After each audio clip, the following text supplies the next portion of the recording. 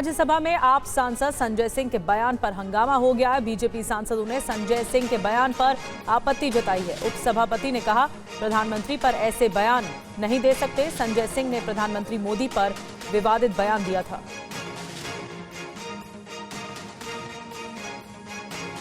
तो बीजेपी सांसदों ने आपत्ति जताई है संजय सिंह के बयान पर। राज्यसभा के सांसद हैं संजय सिंह, उन्होंने प्रधानमंत्री मोदी पर टिप्पणी की थी और ऐसे बयान सही नहीं है, ये कहा गया है बीजेपी सांसदों की ओर से।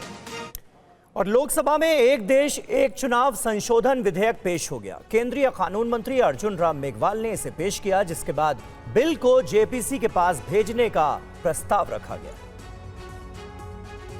जो सदस्य इसके पक्ष में हाँ कहें, जो सदस्य विरोध में ना कहें। एक देश एक चुनाव पर सबसे पहले लोकसभा में इलेक्ट्रॉनिक सिस्टम से वोटिंग हुई, जिसमें बिल को स्वीकार करने के पक्ष में पहले 220 वोट पड़े और इसके खिलाफ 149 सदस्यों ने वोट किया। इसके बाद उन सदस्यों को फिर से वोट करने का मौका दिया गया जो इलेक्ट्रॉनिक सिस्टम के बाद पर्ची के जरिए वोट करना चाहते थे। दोबारा हुई वोटिंग में one nation one election bill को पुनर्स्थापित करने के पक्ष में 269 वोट पड़े, जबकि इसके खिलाफ 198 सदस्यों ने वोट डाला। पर्ची से हुई वोटिंग के बाद स्पीकर ने ऐलान किया कि लोकसभा में एक देश एक चुनाव बिल पास हो गया। सदन में पूरी हुई इस प्रक्रिया के बाद इस बिल को जेपीसी के पास भेजा जाएगा। चर्चा में शामिल हुए केंद्रीय गृह मंत्री अमित शाह ने पीएम मोदी का हवाला दिया और कहा कि बिल को जेपीसी में भेजा जाएगा। कानून मंत्री अर्जुन राम मेघवाल ने देश में लोकसभा और विधानसभा चुनाव एक साथ कराने के प्रावधान वाले संविधान संशोधन विधेयक 2024 और उससे जुड़े संघीय राज्य क्षेत्र विधि संशोधन विधेयक को निचले सदन में मत विभाजन के लिए रखा था। इस बिल का एनडीए दलों समेत कुल 32 दलों के सांसदों ने समर्थन किया, जबकि 15 दलों ने इसका विरोध किया।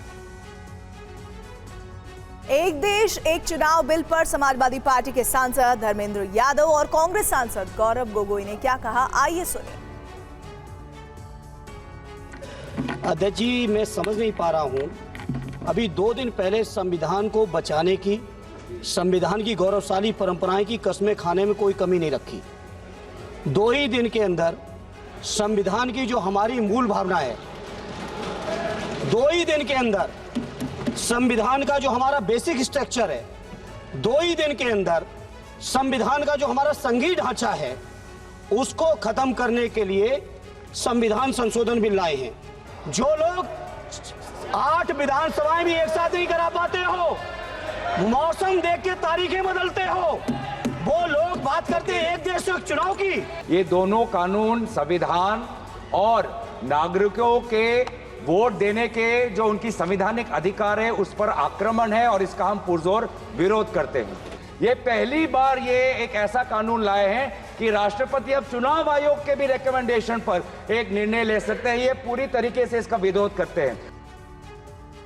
एआईएमआईएम अध्यक्ष असदुद्दीन ओवैसी ने इस बिल की खामियां बताई हैं, जिसके जवाब में कानून मंत्री अर्जुन राम मेघवाल ने क्या कुछ कहा, आपको सुनवाते हैं। In conclusion, Parliament is not competent to make any law that violates fundamental rights or the basis of the Constitution, sir. This bill indirectly introduced a presidential style of democracy. This bill is based on maximizing political gain and convenience. This bill will finish off regional parties. This bill is only brought in to massage the ego of the supreme leader. संविधान में जो संशोधन करने की प्रक्रिया है उसके बारे में बताता है और संसद को शक्ति देता है। तो ऐसा तो है नहीं कि 368 संविधान में ही लिखा हुआ है।